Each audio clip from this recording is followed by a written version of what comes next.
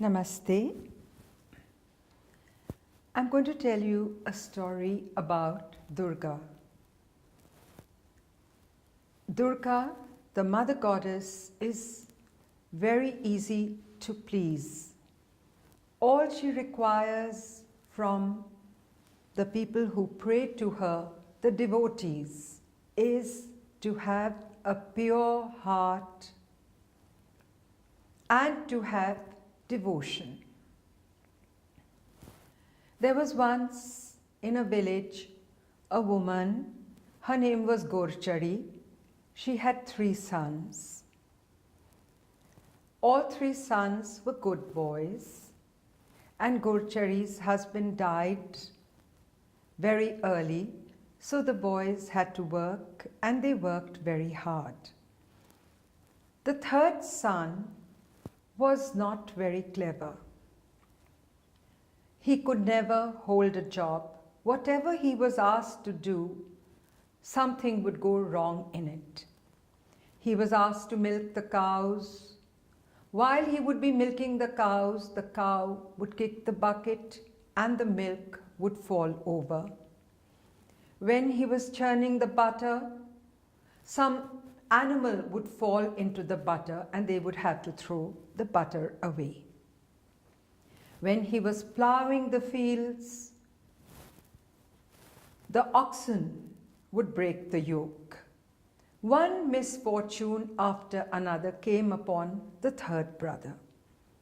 The other 2 brothers, on the other hand, were doing very well.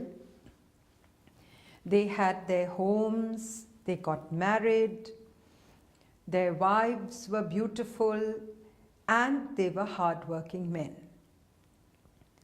The 3rd brother got married also. Since he was considered the fool in the family, he was married to a very simple girl. The girl was beautiful, but she was very simple. And in those days, there was no choice.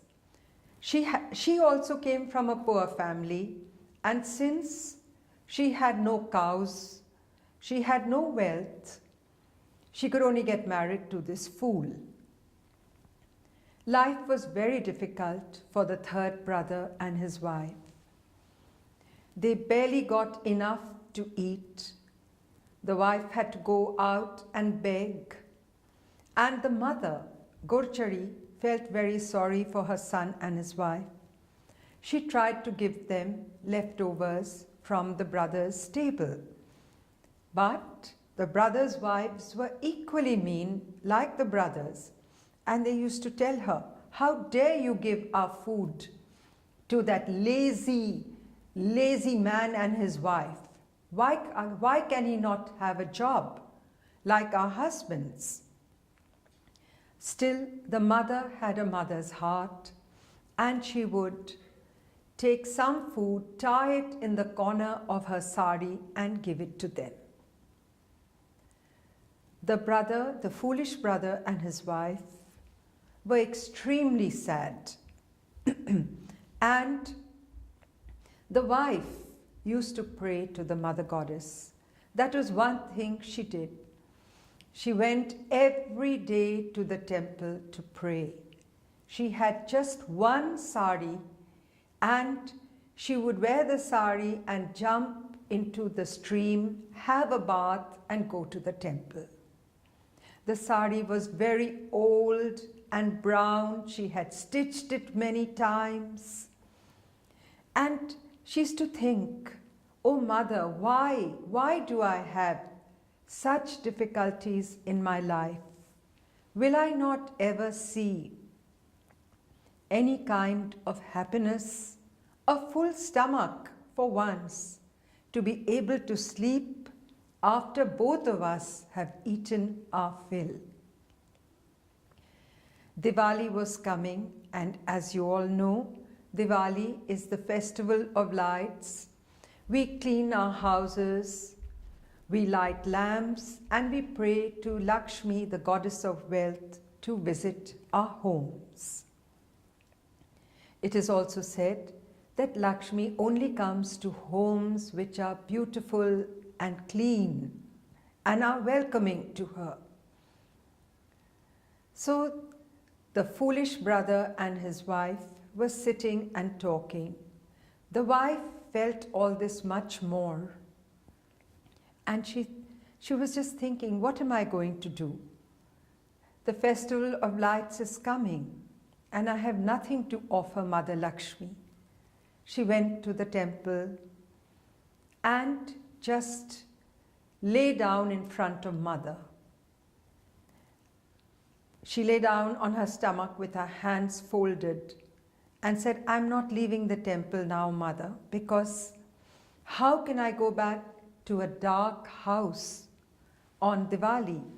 We do not even have oil to light a lamp, no oil to cook our food, no ghee to light a lamp at the altar. And we have no altar because we are so poor. And she just was there. Everybody had left the temple. The lamp was burning, and the mother looked at this woman lying on her stomach with her hands folded. And she said, my child, why are you lying like this? So she told her the story of her life. Mother said, go back home now.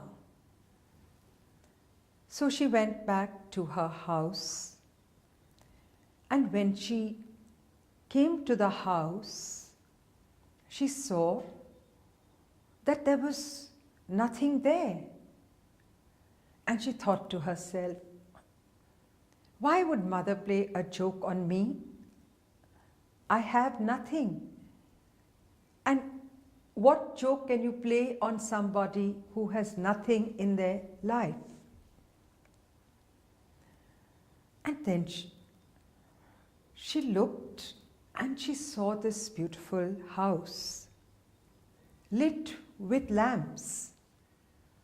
And who should she see coming out of the house but her husband, dressed in fine clothes. And he was smiling, and he called her. He said, come, come, my darling wife, come in. And she looked at herself, and she found she was wearing a beautiful green sari, and she had jewelry on her hands. She had never experienced this before. A silk sari, jewels, rings on her fingers, a gold necklace round her neck, gold bangles on her wrists, beautiful flowers in her hair, and a fragrant smell coming from her.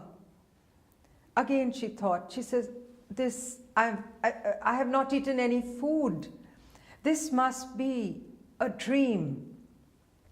Her husband came out of the house and held her hand and said, come in.